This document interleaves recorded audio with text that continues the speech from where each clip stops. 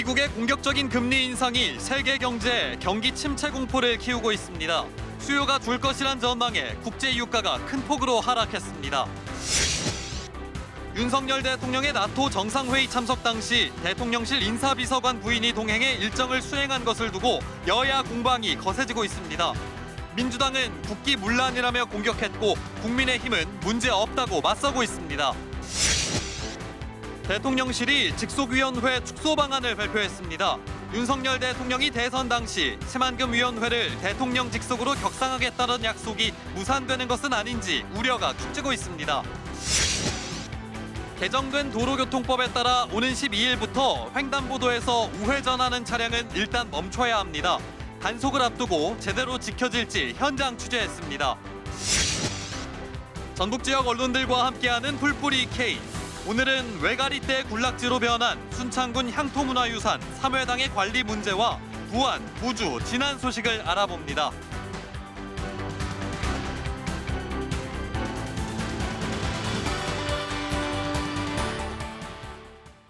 시청자 여러분 안녕하십니까? 전북 7시 뉴스입니다. 40년 만에 최악으로 치솟은 물가를 잡기 위한 미국의 공격적 금리 인상이 세계 경제의 경기 위축 우려를 키우고 있습니다. 경기가 안 좋아져 수요가 줄어들 거란 예상에 국제 유가가 큰 폭으로 하락했습니다. 뉴욕에서 한보경 특파원입니다. 경기 침체에 대한 공포감 확산이 러시아의 우크라이나 침공으로 고공행진하던 국제 원유값을 끌어내렸습니다. 미국 서부 텍사스산 원유 가격이 전 거래일보다 8% 넘게 하락해 1배럴에 99달러 50센트로 거래를 마쳤습니다. 서부 텍사스산 원유 가격이 1배럴에 100달러 아래로 내려간 건 거의 2달 만입니다. 브렌트유 가격도 10% 가까이 폭락해 100달러 초반대에 거래됐습니다. 미국을 비롯한 각국 중앙은행의 공격적인 금리 인상으로 경기가 위축될 거란 공포감이 원유 가격에 제동을 건 것으로 풀이됩니다. 시티그룹은 보고서를 통해 올해 하반기에 경기 침체가 현실화될 경우 국제유가가 1배럴에 65달러대로 급격히 떨어질 거란 예측을 내놓기도 했습니다. 여기에다 미국 달러화 가치가 20년 만에 최고 수준으로 오르면서 원유뿐 아니라 금속을 비롯한 주요 원자재, 곡물 가격도 대부분 하락세를 보이고 있습니다. 달러화 가치가 오르면 달러화로 거래되는 원자재 가격이 비싸져 수요가 위축돼서입니다. There's a lot of debate, a lot of discussion around whether or not we're either already in a recession or one's right around the corner. And there's sort of pros and cons. But today's market activity is very much focused on that. We see energy down a lot. 미국 채권 시장에서는 단기 2년물 국채금리가 장기 10년물 국채금리보다 높아졌는데 통상 시장에서 장단기 국채금리가 역전되면 경기 침체의 신호로 해석합니다. 올 들어 세 번째입니다. 뉴욕에서 KBS 뉴스 한보경입니다. 오늘 코스피는 전 거래일보다 49.77포인트, 2.13% 내린 2292.01에 장을 마쳤습니다. 코스닥은 6.32포인트, 0.84% 내린 744.63에 거래를 마쳤습니다. 서울 외환시장에서 원달러 환율은 어제보다 6원 오른 1,306원 30전에 마감했습니다. 윤석열 대통령은 대선 때 새만금위원회를 대통령 직속으로 격상하겠다고 전북에 약속했습니다. 하지만 취임한 지 2달이 다 되어 가도록 이렇다 할 만한 진전이 없습니다. 이런 와중에 대통령실은 직속위원회 축소 방안까지 내놔 우려를 키우고 있습니다. 서윤덕 기자입니다. 새만금 사업의 주요 정책을 심의하는 새만금위원회. 2009년 만들어져 국무총리가 위원장을 맡아왔습니다. 윤석열 대통령은 지난 대선 때 새만금위원회를 대통령 직속으로 관리하겠다고 약속했습니다. 직접 챙겨 사업 속도를 내겠다는 뜻이었습니다. 임기 내 새만금의 개발이 완료될 수 있도록 대통령이 직접 챙기는 직속위원회로 관리하겠습니다. 그런데 분위기가 심상치 않습니다. 대통령실은 최근 고비용 저효율을 이유로 대통령 직속위원회를 70%까지 폐지하겠다고 발표했습니다. 여러 부처의 정책 조율이 필요한 위원회는 최소한으로 유지하고 나머지는 총리 소속으로 이관하겠다고 밝힌 건데 대통령 직속위원회를 줄이겠다는 상황에서 새만금위원회를 격상할 수 있을지 의문입니다.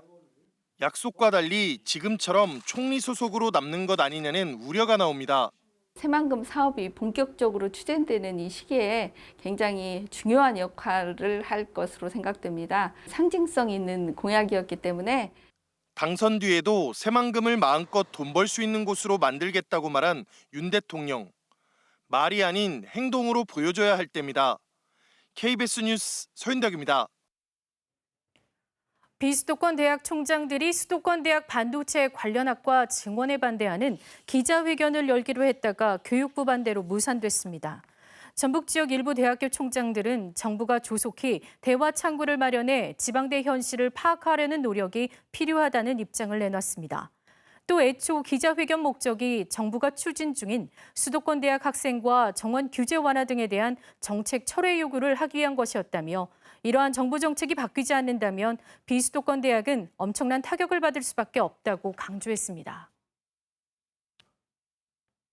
윤석열 대통령의 나토 정상회의 참석 당시 대통령실 직원이 아닌 민간인이 동행해 일정을 수행한 것을 두고 여야 공방이 거세지고 있습니다. 민주당은 국가기강의 문제라며 국회에서 따져보겠다고 했는데 국민의힘은 특별수행원 자격으로 민간인도 동행할 수 있다며 문제 없다고 반박했습니다. 손서영 기자입니다. 윤석열 대통령 부부의 나토 정상회의 참석 당시 대통령 측근으로 꼽히는 이원모 대통령실 인사비서관의 부인 신모 씨가 동행한 사실이 뒤늦게 알려졌습니다. 민간인 신분의 신 씨가 대통령 전용기를 이용해 동행한 것이 적절한지 논란이 일었고 현지에서 김건희 여사를 수행했다는 의혹도 제기됐습니다. 대통령실은 기타 수행원 자격으로 동행해 일정 기획과 지원을 했지만 김 여사를 수행한 적은 단 한 차례도 없었다고 밝혔습니다. 하지만 야권에선 비선 의혹, 국기문란이란 비판이 나왔습니다. 대통령 부부와의 인연만 있으면 아무런 기준과 원칙 없이 민간인에게 1급 기밀사항을 공유하고 대통령 일정과 행사를 기획하게 합니까? 또 일정 기획에 참여한 건 문제없다는 식의 해명은 궤변이라고 지적했습니다. 우상호 비상대책위원장은 국가 기강의 문제라며 국회 차원의 조사 필요성을 언급했습니다. 반면 국민의힘은 대통령 국정수행 과정에서 꼭 공직자만 수행하란 법은 없다고 반박했습니다. 이해가 나는 부족하다 이렇게 보고 있습니다. 공직을 수행하는 과정에서는 조력자가 공무원이 될 수도 있지만 민간인이 될 수도 있는 거예요. 권 원내대표는 또 공무에 도움이 되고 지원했다면 특별 수행원이라면서 대통령 전용기에 타는 것도 문제될 게 없다고 밝혔습니다. 한편 신 씨의 항공편과 숙소 등이 지원된 것을 두고도 이해 충돌 논란이 제기되고 있는데 대통령실은 수행원 신분이었고 별도의 보수를 받지 않은 만큼 특혜나 이해 충돌 여지는 없다는 입장을 내놨습니다. KBS 뉴스 손서영입니다.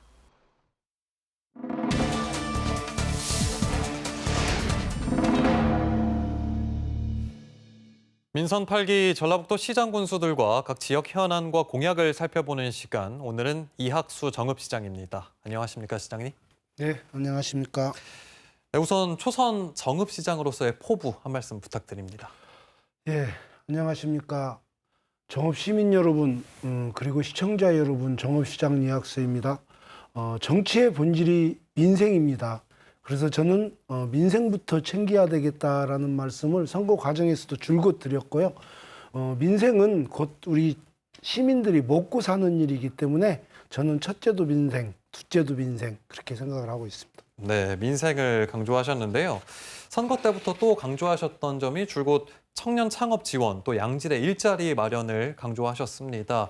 이 구체적인 계획이 어떻게 되는지 좀 설명해 주시죠. 우리 정읍 시민의 인구 유출을 살펴보니까 만 18세부터 40세까지가 인구 유출의 80%를 차지하고 있어요.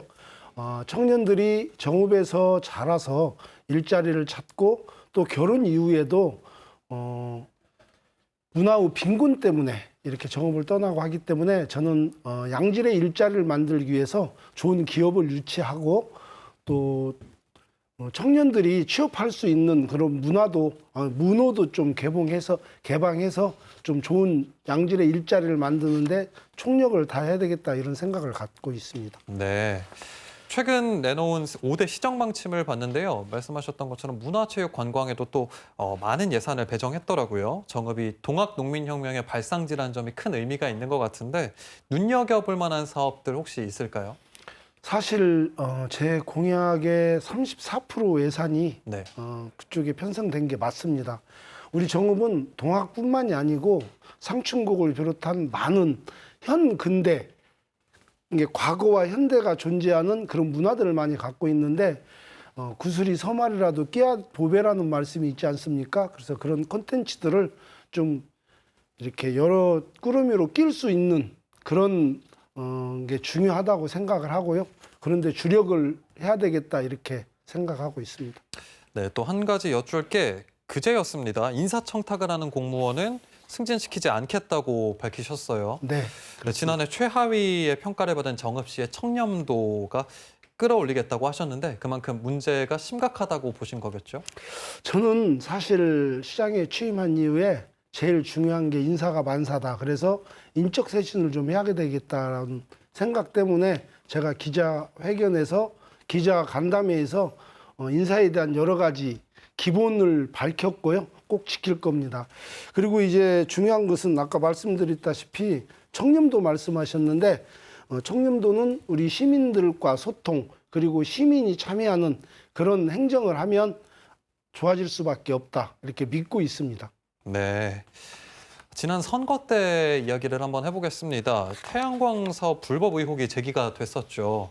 사실이 아니라고 해명을 하셨는데 여전히 지금 논란이 있는 상황입니다. 어떤 입장이신지요? 이제 그때 언론의 이해충돌 방지법에 대해서 이렇게 보도가 되기도 했는데요. 뭐 그 당시에는 이해충돌 방지법이 있을 때도 아닐 뿐더러 제가 제 앞으로 허가 신청을 한 건 맞습니다. 하지만 조합원으로서 그 당시에 조합에서 공모를 했었고 조합을 돕기 위한 그런 행위였었다라고 말씀을 드릴 수 있고요. 어쨌든 논란을 만든 거에 대해서는 정말 죄송하게 생각을 하고 있고 제가 공적 감수성을 더 키워서 다시는 이런 문제를 야기시키지 않겠다는 약속도 꼭 드리겠습니다. 네, 오늘 말씀 여기까지 듣겠습니다. 고맙습니다. 네, 감사합니다. 다음 소식입니다. 국내 코로나19 신규 확진자 수가 2만 명에 육박하면서 42일 만에 최다로 집계됐습니다. 정부는 재유행에 대비해 특수 환자를 위한 병상을 확보하고 응급체계 정비에 나섰습니다. 조혜진 기자가 보도합니다. 오늘 0시 기준 코로나19 신규 확진자는 19,371명입니다. 국내 발생은 19,147명, 해외 유입이 224명입니다. 지난 5월 25일 이후 42일 만에 가장 많은 수치입니다. 지난 7일간 평균 확진자 수 11,949명이 되겠습니다.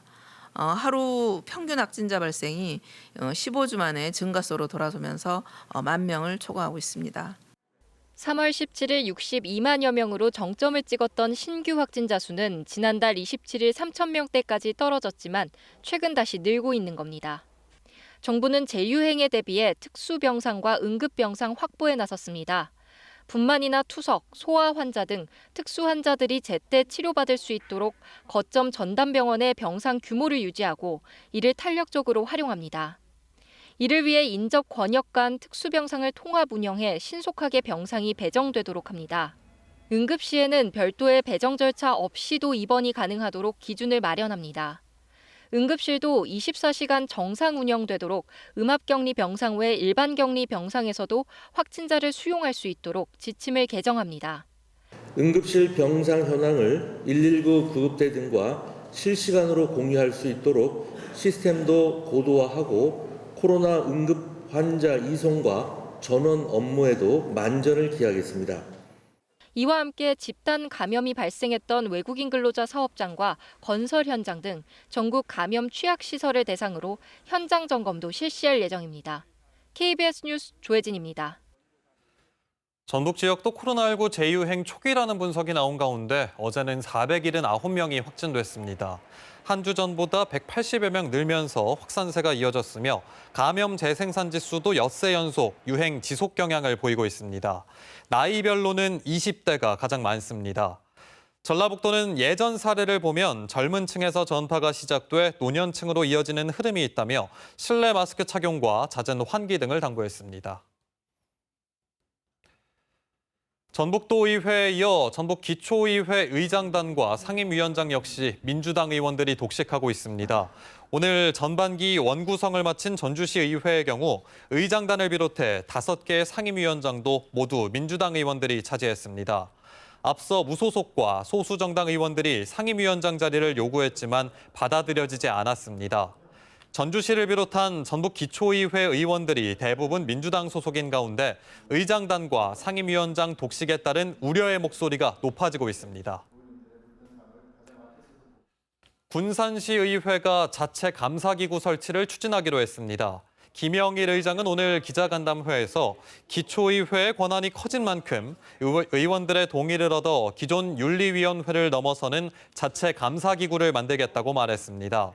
일부 시민단체가 요구하는 의원과 직계가족을 대상으로 한 부동산 전수조사에 대해서는 이미 재산공개 제도를 충실히 이행하고 있다며 반대 뜻을 밝혔습니다.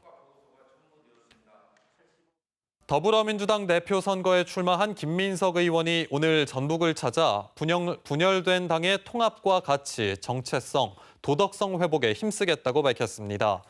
민생을 살리고 윤석열 정부에 끌려다니지 않도록 역량을 키우겠다고 강조했습니다. 내년 4월 전주-을 국회의원 선거와 관련해서는 신뢰 회복을 위해 당이 정한 원칙을 지키는 게 맞다고 본다며 공천하지 않는 것에 무게를 뒀습니다. 새만금 개발과 관련해서는 속도와 예산 집중 투입이 관건이라며 전라북도 지역 정치권과 해법을 찾아보겠다고 말했습니다.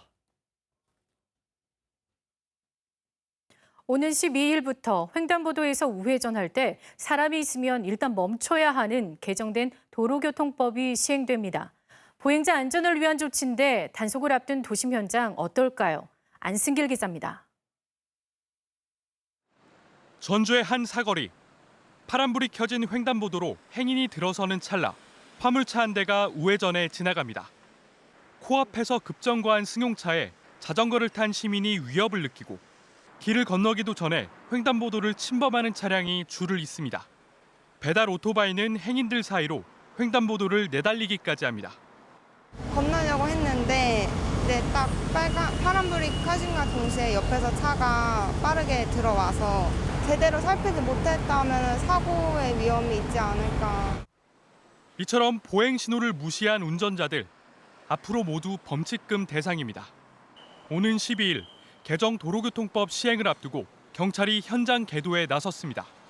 사람이 있을 경우에는 빨간불이어도 멈췄다가 가시고요. 7월 12일부터 보행자 보호무 강화됐으니까. 이번 법 개정의 핵심은 보행자 보호입니다. 모든 운전자는 파란불이 켜진 횡단보도를 끼고 우회전할 때 사람이 있으면 반드시 일시정지해야 합니다. 보행자가 있을 때뿐만 아니라 길을 건너려고 기다리는 사람이 있는 경우도 마찬가지입니다. 보행자가 모두 지나간 뒤 혹은 도로 위에 사람이 없을 때 천천히 우회전할 수 있습니다. 신호등이 없는 어린이 보호구역 내 횡단보도에선 더 엄격한 기준이 적용돼 보행자가 없더라도 일단 멈춰야 합니다. 이를 어기면 범칙금 6만 원에 벌점 10점이 부과되며 보험료 할증도 적용됩니다. 최근 3년 전북에서 교통사고로 다치거나 숨진 보행자 수는 해마다 1,000명 넘게 꾸준히 발생하고 있고 우회전 차량 사고로 인한 사망자 가운데 59%는 횡단보도를 건너다 숨진 것으로 나타났습니다. 시민들이 아직 인지하지 못하고 있는 부분이 많습니다. 계도 홍보 활동은 연중 계속 시행을 할 거고요. 중대한 위반 행위에 대해서는 예외적으로 단속을 시행하도록 하겠습니다. 횡단보도 앞에서 멈추지 않고 교통사고까지 내면 5년 이하 금고 또는 2천만 원 이하의 벌금형을 받게 됩니다. KBS 뉴스 안승길입니다. 교차로 우회전 통행 어떤 점들을 주의해야 할지 도로교통공단 전북본부 김지훈 교수와 함께 자세한 내용 알아보겠습니다. 안녕하십니까 교수님? 네, 안녕하세요. 여러 경우의 수가 있을 텐데 하나씩 짚어보겠습니다. 전방 차량 신호가 녹색인 경우부터 설명 부탁드릴게요. 네, 이 전방 차량 신호가 녹색인 경우에는 기본적으로 서행하면서 우회전을 하시면 됩니다. 좀 이해를 돕기 위해서 좀 부연 설명을 하자면 이 십자형 교차로가 있다라고 하면 우리가 우회전을 하면서 총 2개의 횡단보도를 지나가게 될 겁니다. 그래서 첫 번째 횡단보도, 우회전하기 전에 만나는 횡단보도가 있고 또 우회전을 하면서 이 오른쪽에 있는 두 번째 횡단보도를 만나게 될 텐데 전방의 차량 신호가 녹색일 때에는 이 오른쪽에 있는 이 횡단보도에 보행자 신호가 들어와 있겠죠. 이때 보행자가 횡단보도를 건너고 있는 중이거나 건너려고 하는 때에는 도로교통법 제27조 제1항에 따라서 횡단보도 앞에서 일시정지를 한 다음에 보행자가 다 건너가고 나서 서행해서 우회전을 해주시면 되겠습니다. 만약에 이 두 번째 횡단보도에서 교통사고가 발생했다 하는 경우에는 횡단보도 보행자 보호 의무 위반으로 형사처벌 대상이 될 수 있습니다. 네. 전방 차량 신호가 적색인 경우 또 어떻게 해야 하는지 궁금한데요. 연달아 횡단보도 두 곳을 통과해야 하는 상황도 있을 겁니다. 네, 전방의 차량 신호가 적색인 경우에 대해서 이 경찰청에서 발표한 보도자료 기준으로 좀 말씀을 드리겠습니다. 전방의 차량 신호가 적색인 경우에는 아까 말씀드린 첫 번째 횡단보도가 있죠. 첫 번째 횡단보도의 정지선 앞에서 일시정지를 한 후에 서행해서 우회전을 하셔야 됩니다. 여기서 말하는 이 일시정지라는 의미는 도로교통법 2조 제10호에 나와 있는 것처럼 자동차의 바퀴가 완전히 한번 멈춘 상태를 의미합니다. 단순히 속도를 줄인 것이 아니라 한번 완전히 멈췄다가 진행하셔야 된다는 점 말씀을 드리겠고요. 만약에 첫 번째 횡단보도에서 사고가 발생하게 되는 경우에는 신호 위반으로 처리가 됩니다. 이 신호 위반으로 처리가 되는 근거는 이 대법원 판례에서부터 비롯되는데 이 대법원 판례 2009도 8222번 내용을 보면은 전방의 차량 신호가 적색이고 보행자 신호가 녹색일 때 지나가면 이것 자체로 신호 위반이다. 이렇게 이제 해석을 하고 있습니다.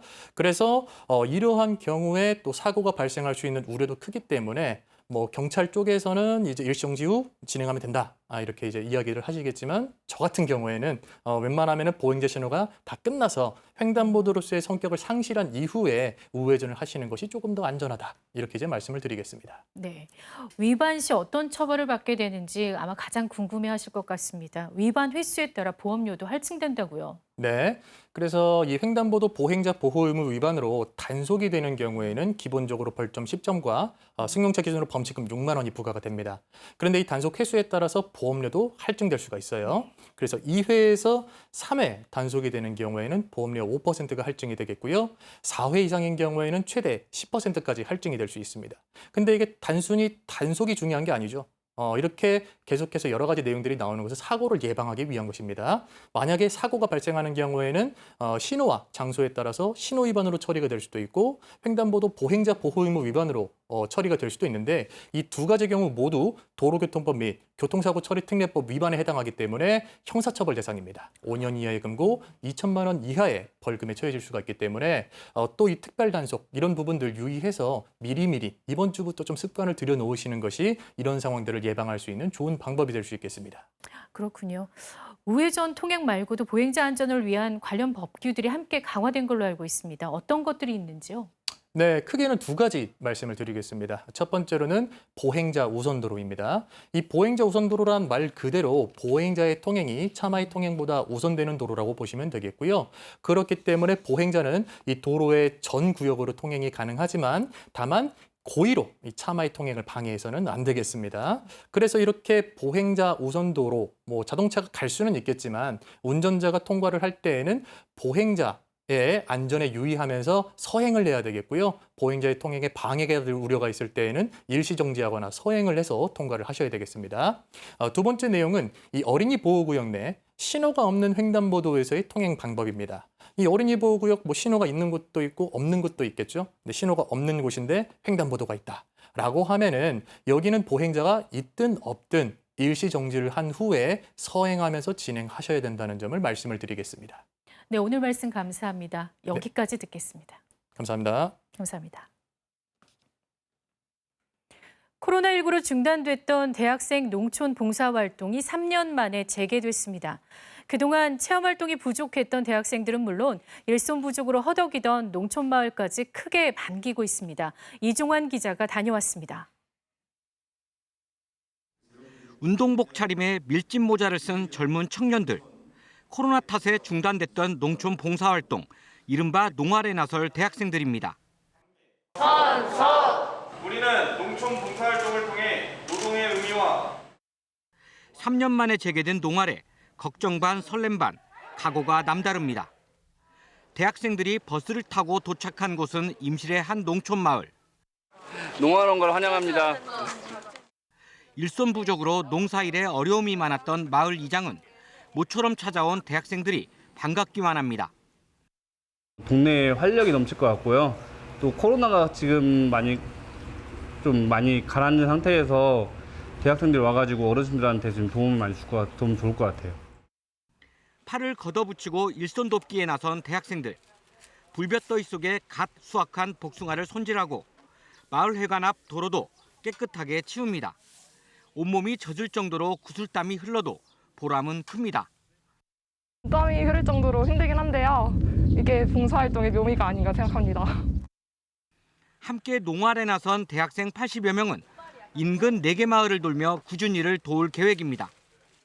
올해 이렇게 좋은 기회가 생겨서 농촌 봉사활동을 하러 와서 여기 마을에 거주하시는 분들이랑 이렇게 하나로 어울려서 전북의 다른 대학들도 이달과 다음 달 잇따라 농촌 봉사활동에 나설 예정이어서 부족한 일손을 메우고 노동과 봉사의 의미를 배우는 아름다운 동행은 당분간 농촌 들녘에서 이어질 전망입니다. KBS 뉴스 이종환입니다. 일손 부족으로 어려움을 겪고 있는 전북 지역 농어촌에 하반기 외국인 계절 노동자 335명이 배정됐습니다. 정읍에 60명, 김제 55명, 무주 53명 등 농가 116곳에 312명, 군산 지역 어업에 23명이 배정됐습니다. 지자체가 선정한 농협에서 외국인 계절 노동자를 고용해 농가에 지원하는 공공형 계절근로 시범사업 지역에는 무주, 임실군에 이어 진안군이 추가로 포함됐습니다.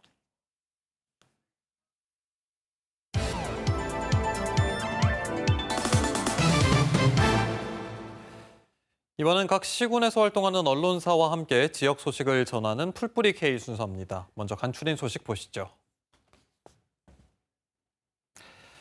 먼저 부안 독립신문입니다. 부안군이 주민 동의를 내세워 추진해온 행안면사무소 청사 이전 사업이 여러 가지 문제가 드러난 가운데 일부 주민의 반대도 있다고 보도했습니다. 신문을 보면 부안군이 행안면 청사 예정지 근처에 국토 확장과 하천 정비 사업이 계획돼 있어 새로운 예정지 선정이 필요해 보이고 청사 이전 비용이 부안 군비로만 110억 원이 넘을 것으로 보여 재정 부담도 크다고 지적했습니다. 주민 90% 이상이 청사 이전에 동의했다는 부안군의 조사가 신뢰성이 없는 데다 공공성을 가진 시설을 한 곳에 모아 중심지를 만든다는 부안군의 주장은 명분이 부족하다는 주민들의 목소리를 담았습니다. 다음 진안신문입니다. 진안군이 추진하고 있는 명품 홍삼 집적화단지 조성 사업 기본계획 용역을 보완해야 한다는 지역의 목소리를 실었습니다. 신문은 주민들이 기본계획에서 수립한 전략이 진안 홍삼의 산업 활성화로 이어질지 의문이라고 지적하며 홍삼뿐 아니라 진안의 다른 특산물을 연계한 차별화된 마케팅 전략을 주문했다고 보도했습니다. 다음 무주신문입니다. 코로나19 사태로 중단됐던 무주 반딧불 야시장이 2년여 만에 다시 문을 연다는 소식입니다. 무주군은 야시장을 통해 지역의 특색 있는 즐길거리와 영화 상영, 통기타 공연, 가족 화합 프로그램을 진행할 계획입니다. 반딧불 야시장은 오는 9월 24일까지 매주 토요일 저녁 6시부터 9시 반까지 운영됩니다. 다음 열린 순창입니다. 순창군 향토문화유산인 삼회당이 외가리떼 군락지로 변해 환경 개선이 절실하다는 기사를 실었습니다. 신문은 삼회당 주변에 수많은 외가리떼가 둥지를 틀고 알을 낳고 배설물을 떨어뜨리면서 삼회당이 흉물스럽게 변해가고 있다며 자연과 공존할 수 있는 대책이 시급하다고 전했습니다. 네, 이번엔 앞서 전해드린 대로 순창 향토문화유산 삼회당이 외가리떼의 군락지로 변해서 관리가 필요하다는 소식 자세히 알아보겠습니다. 열린 순창 화상으로 연결돼 있는데요. 최육상 편집국장 나와 있습니다. 안녕하십니까? 안녕하세요. 네, 삼회당은 순창군의 향토문화유산으로 지정된 문화재라고 하던데요. 어떤 곳인지 좀 설명해 주시죠. 삼회당은 순창군 금가면 소재지인 매우마을 입구, 지방도로가 지나는 길 바로 옆 바위 언덕에 자리 잡고 있는데요. 현존하는 전라북도 내 누정 중에서 건립연대가 가장 오래된 건축물 중 하나로 꼽힙니다. 자연석인 커다란 화강암 바위에 원형 기둥을 세우고 지붕을 얹은 현 삼회당은 남양 홍씨 후손들이 1856년에 다시 지은 것입니다. 지금은 지형이 변했지만 옛날에는 삼회당 앞으로 시냇물이 흘러서 수많은 풍류객의 발길이 끊이지 않았다고 합니다. 현재 삼회당 현판에는 홍함이 임진왜란 때 의병을 일으킨 김재민 등 여러 명사와 주고받은 시문이 적혀 있어 역사적 가치가 인정돼 지난해 순창군 향토 문화유산으로 지정됐습니다. 그런데 이 삼회당 주변에 외가리떼가 몰려든 이유는 뭔가요? 이 마을에서 이장을 맡았던 주민의 증언에 의하면 외가리가 떼를 지어 몰려던 시기는 6, 7년 전이라고 하는데요. 이 주민은 외가리가 마을에 사는 것은 안전하게 번식할 수 있는 자연환경이 살아있다는 증거라고 주장했습니다. 실제로 매우마을 주변에는 강이나 큰 내가 없는데도 외가리떼가 서식하는 모습을 보면 주변 임야와 농경지가 습하고 비옥해서 새끼들 먹이 구하기가 어렵지 않은 것으로 보입니다. 물론 이 마을에서 가까운 곳곳에 하천이 흐르고 있기는 합니다. 또한 순창군은 전라북도에서 친환경 용지가 가장 넓은 지역인데요.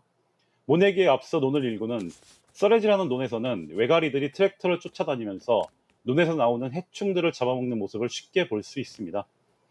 이 주민은 백로가 찾아오면 풍경과 행운을 가져준다는 말도 있듯이 외가리가 우리 마을에 어떤 피해를 주는지 냉정히 살펴보고 큰 피해가 없으면 억지로 쫓아낼 필요가 없다고 말했습니다. 그런데 외가리떼가 이 삼회당 주변에 자리를 잡으면서 어떤 문제가 좀 생긴 겁니까? 아무래도 수백 마리 외가리가 살다 보니 배설물이 문제인데요. 마을 어르신들은 전 이장을 만날 때마다 외가리를 쫓으라고 말씀하신다고 합니다. 실제로 2년 전인 지난 2020년 7월에는 매우마을에서 긴급 주민회의를 열고 외가리 관련 건을 다루기도 했는데요. 매우마을이 금감마을에서 가장 지저분하다고 주민 몇몇이 새 쫓는 기계인 카바이트로 대포 소리를 내서 며칠 동안 외가리를 쫓으려는 시도도 해봤는데요. 어찌된 일인지 외가리는 큰 요동 없이 일상대로 울고 날며 살면서 매년 오히려 개체 수를 늘려가고 있습니다. 삼회당에 바로 붙어있는 한 가구는 외가리 배설물 피해를 직접 보고 있는데요. 현재 삼회당을 중심으로 외가리가 군락을 짓고 있는 대나무숲과 참나무숲은 다행히 나무가 고사하거나 그런 큰 피해는 없습니다. 다만 수백 마리의 외가리가 마을을 오가다 보니 떼를 지어 날고 하다 보니 주민들이 길을 가다가 간혹 배설물을 맞기도 하고 주차된 차 위로 배설물이 떨어지는 피해는 보고 있습니다. 네, 그렇군요. 이 문화재도 보호하면서 자연도 보존하는 그런 방법이 있으면 참 좋을 것 같은데 어떤 해법이 좀 있을지요? 순창구청은 삼회당을 지키고 있는 남원 홍씨 문중의 요청에 의해 최근에 삼회당 지부를 덮고 있는 수백 년 된 참나무를 한 그루를 베어냈는데요. 순창군 향토문화유산을 보존하고 관리할 책임이 있는 순창군청 담당자는 1년 넘게 고민하다가 어쩔 수 없이 삼회당을 보존하기 위해 최소한의 조치를 취했다고 말했습니다. 임실군청에서 삼회당을 방문했던 한 학예사는 개인적인 의견을 제안했는데요. 더 이상 나무를 베어내지 않고도 숲이 우거지지 않은 쪽으로 길을 내서 삼회당을 탐방하고 외가리떼를 둘러볼 수 있는 관광지로 만들 수 있다고 조언했습니다. 또 탐방로에 유리덮개를 씌워서 안전하게 외가리떼와 문화유산을 함께 둘러보자는 제안도 나왔습니다. 결국 마을에 사시는 어르신들이 겪는 다소간의 불편을 이해하고 자연과 문화유산이 공존할 수 있도록 순창군청과 남원홍씨 문중이 적극 나서야 한다는 의견이 있습니다. 삼회당의 삼회는 군자가 두려워해야 하는 세 가지로 천명, 대인, 성인의 말을 두려워하는 것이라고 합니다. 삼회당에서 인간, 자연, 문화유산 이 세 가지가 함께 공존하기를 바랍니다. 네, 문화재와 함께 자연도 보존할 수 있는 그런 대책들이 하루빨리 마련됐으면 좋겠습니다. 오늘 말씀 고맙습니다. 감사합니다. 금리 상승기에 소비자들의 이자 부담이 늘면서 금융당국이 이를 해소하기 위한 제도 개선책을 내놨습니다. 소비자들이 은행별로 예대금리 차를 비교하기가 더욱 수월해지고 대출금리 공시 기준도 은행 자체의 신용등급에서 신용평가사들의 신용점수로 변경하기로 했습니다. 김화영 기자의 보도입니다. 금융위원회가 기준금리 상승 영향 등으로 늘어난 소비자 부담을 덜어주기 위해 금리정보 공시제도 개선 방안을 발표했습니다. 먼저 전체 은행의 예대금리 차를 은행연합회 홈페이지에 비교 공시해 소비자들이 쉽게 정보를 접할 수 있도록 했습니다. 정보 공개 주기도 기존 3개월에서 1개월로 앞당기기로 했습니다. 이때 더 정확한 최신 정보를 제공하기 위해 예대금리 차 정보를 신규 취급액 기준으로 산출합니다. 총 잔액을 활용한 기존 방식이 현재 금리 변동 상황을 제대로 반영하지 못한다는 지적 때문입니다. 아울러 대출금리의 공시기준을 은행이 산출하는 자체 신용등급에서 신용평가사 신용점수로 변경하기로 했습니다. 그동안 은행별로 자체 평가한 신용등급을 바탕으로 대출금리를 공시해 은행 간 비교가 쉽지 않았던 점을 보완한 겁니다. 금리 산정이 합리적으로 이루어질 수 있도록 관련 절차와 지표 등도 정비하기로 했습니다. 특히 은행 내부적으로 금리 산정 체계를 정기적으로 점검하도록 하고 이를 금융감독원의 정기검사 자료로 활용하는 등 내부 통제를 강화할 방침입니다. 아울러 대출이나 보험 상품처럼 온라인 플랫폼을 통해 여러 회사의 예금 상품을 비교해 볼 수 있는 사업도 시범 운영됩니다. 금융위는 이번 달 금리 정보부터 공시가 이뤄질 수 있도록 관련 시스템 구축에 즉시 착수하고 기타 과제들도 신속히 추진하겠다고 밝혔습니다. KBS 뉴스 김화영입니다. 어제 오후 6시 20분쯤 군산시 옥도면 야미도 선착장에서 67살 남성이 탄 SUV가 바다로 추락했습니다. 출동한 해양경찰과 119 구조대가 12m 깊이 바다에 가라앉은 차에서 남성을 구조해 병원으로 옮겼지만 숨졌습니다. 군산해경은 남성이 탄 차가 갑자기 후진해 바다에 빠진 것으로 보고 정확한 사고 원인을 조사하고 있습니다. 전북 소방본부는 다음 달 초순 새만금에서 열리는 프레 잼버리를 앞두고 오늘 현장을 찾아 소방안전 대책을 점검했습니다. 전북 소방본부는 행사장 일대 소방 안전을 비롯해 행사 운영 요원 대상 응급처치 안전교육, 유해 화학물질 등 대테러 대응 등 안전 대책을 세우고 있습니다. 새만금 프레 잼버리는 다음 달 2일부터 7일까지 부안 새만금 세계 잼버리 행사장에서 열리며 1000여 명이 참석할 예정입니다.